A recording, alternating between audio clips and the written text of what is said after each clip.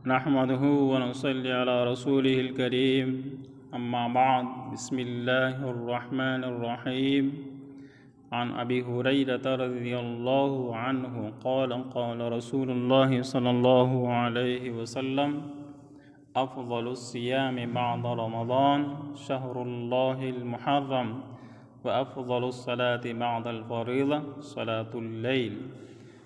صدق النبی صلی اللہ علیہ وسلم۔ قابل عزت احترام سامعین، آج میں آپ کے سامنے عاشورے کے حوالے سے، عاشورے کے دن کے روزے کے حوالے سے کچھ گزارشات عرض کروں گا۔ تو 10 محرم الحرام کا دن، جس کو ہم عاشورہ کا دن سمجھتے ہیں، اس کے روزے کی حقیقت یہ ہے کہ جب نبی کریم صلی اللہ علیہ وسلم مدینہ تشریف لے گئے تو وہاں یہود عاشورے کے دن روزہ رکھتے تھے، تو نبی کریم صلی اللہ علیہ وسلم نے ان سے پوچھا کہ تم یہ روزہ کیوں رکھتے ہو؟ تو یہود نے جواب دیا کہ عاشورے کے دن اللہ تبارک و تعالیٰ نے حضرت سیدنا موسیٰ علیہ السلام کو فرعون سے نجات دی تھی، اور ساتھ فرعون کو اللہ تبارک و تعالیٰ نے دریا کے اندر غرق کر دیا، تو ہم شکریہ کے طور پر یہ روزہ رکھتے ہیں۔ تو عبداللہ بن عباس رضی اللہ تعالیٰ عنہ کی روایت ہے کہ پھر نبی کریم صلی اللہ علیہ وسلم نے صام یوم عاشوراء و امر بصیامہ، یہ بخاری مسلم دونوں کی روایت ہے۔ پھر نبی کریم صلی اللہ علیہ وسلم نے خود بھی عاشورے کے دن کا روزہ رکھا اور صحابہ کرام کو بھی روزہ رکھنے کا حکم دیا۔ تو رمضان سے پہلے یہ روزہ فرض تھا، فرض کے طور پر نبی کریم صلی اللہ علیہ وسلم روزہ رکھتے تھے، لیکن جب رمضان کے روزے فرض ہو گئی سن 2 ہجری میں،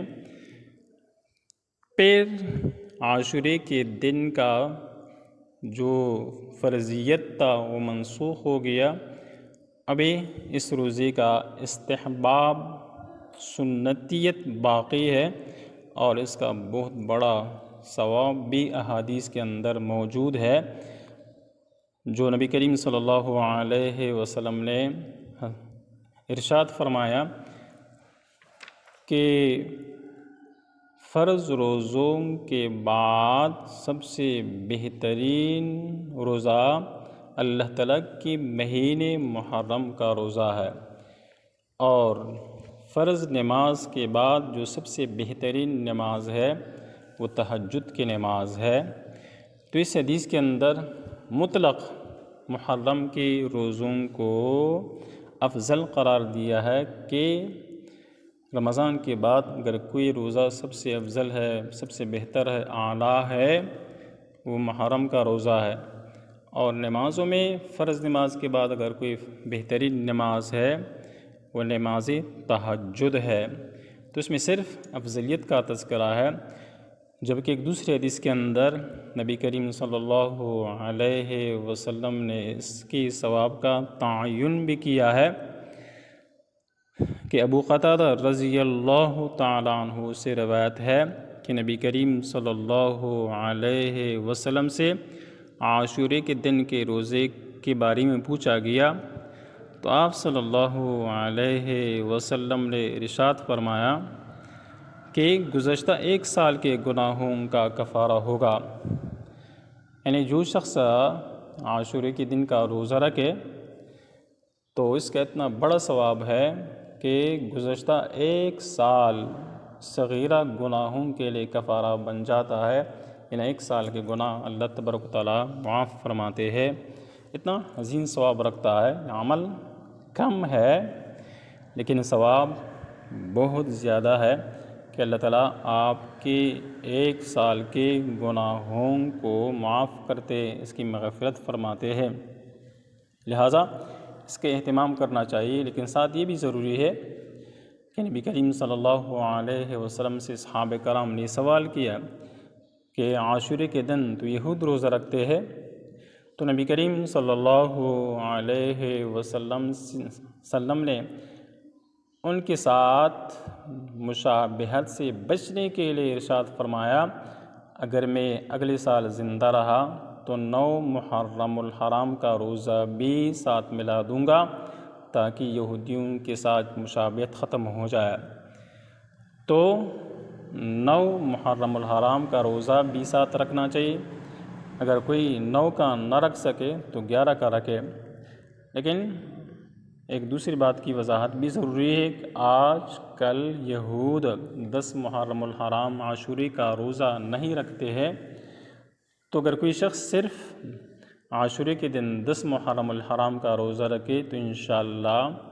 وہ سنت پوری ہو جائے گی، اس کا ثواب حاصل ہو جائے گا۔ اگر 9 کا یا 11 کا روزہ نہ ملے پھر بھی علماء کہتے ہیں کہ اس میں کوئی حرج نہیں ہے۔ تو 10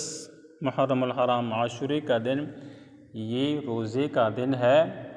ایک کھانے پینے کا، بریانی کا، شربتوں کا اور جوسوں کا کھانے کا دن نہیں، اس دن میں روزہ رکھنا چاہیے۔ اصل بات یہ ہے کہ جہاں بھی مسلمانوں کے لیے ثواب حاصل کرنے کا کچھ جگہ ملتی ہے، کوئی دن ملتا ہے، تو وہ شیطان نے اپنا کام کیا ہے، وہاں پھر ہم دیگی پکاتے ہیں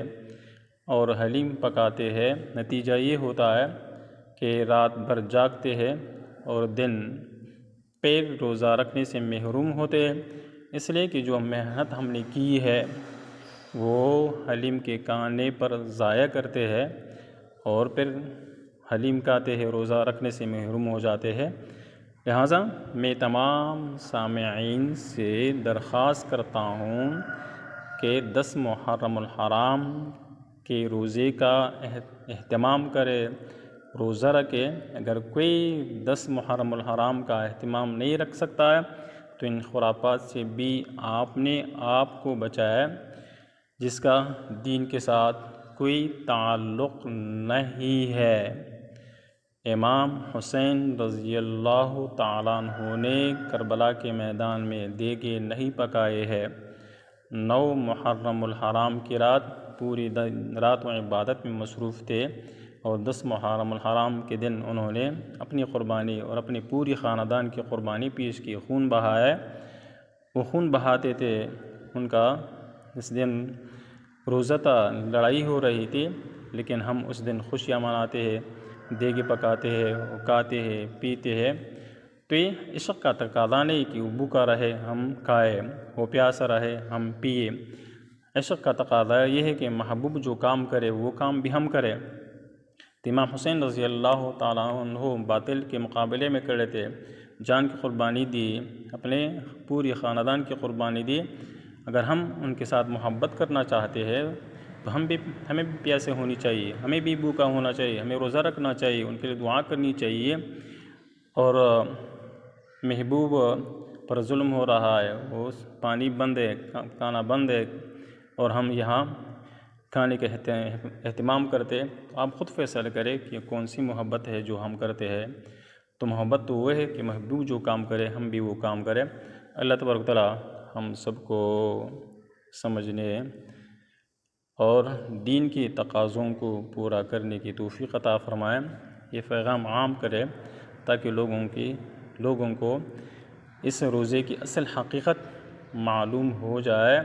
اور ساتھ یہ بھی بتا دوں کہ روزے کا تعلق بھی امام حسین رضی اللہ تعالیٰ عنہ کی شہادت کے ساتھ نہیں ہے۔ امام حسین رضی اللہ تعالیٰ عنہ تو بالکل چھوٹے تھے کہ نبی کریم صلی اللہ علیہ وسلم نے اس دن کی فضیلت بیان فرمائی کہ روزہ رکھنا چاہیے۔ اللہ تعالیٰ ہم سب کو، تمام مسلمانوں کو دین کی اصل حقیقت پر عمل کرنے کی توفیق عطا فرمائے۔ وآخر دعوانا الحمدللہ رب العالمین۔